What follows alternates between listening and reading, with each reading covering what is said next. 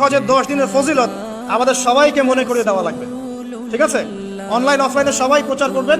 এই 10 দিন নেক আমলের জন্য একটা উৎসবের উপহার আল্লাহর পক্ষ থেকে। এই 10টা দিন যেন আমরা আল্লাহর পক্ষ থেকে এই উপহারকে কাজে লাগাই, বেশি বেশি নেক আমল করি, পরকালকে গুছিয়ে নেই।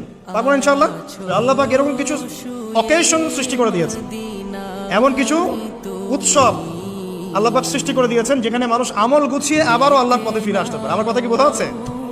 ঠিক এরকমই একটা উৎসব হচ্ছে, একটা অকেশন হচ্ছে আমলের উৎসব, সেটা হলো এই জিলহজ মাসের প্রথম 10 দিন।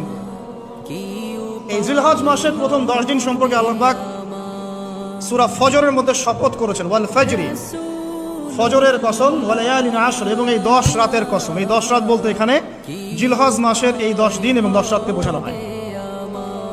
এর ফজিলত সম্পর্কে নবী সাল্লাল্লাহু আলাইহি ওয়াসাল্লাম একটা হাদিসে বলছেন, সহিহ বুখারী হাদিস, আনাস রাদিয়াল্লাহু আনহু ইবনে আব্বাস রাদিয়াল্লাহু আনহুমা থেকে বর্ণিত, নবী করিম সাল্লাল্লাহু আলাইহি ওয়াসাল্লাম বলেছেন যে মা মিন আইয়ামিন আমালু সালিহু ফীহিন্না আহাব্বু ইলাল্লাহ মিন হাযিহিল আইয়ামিল আশরা।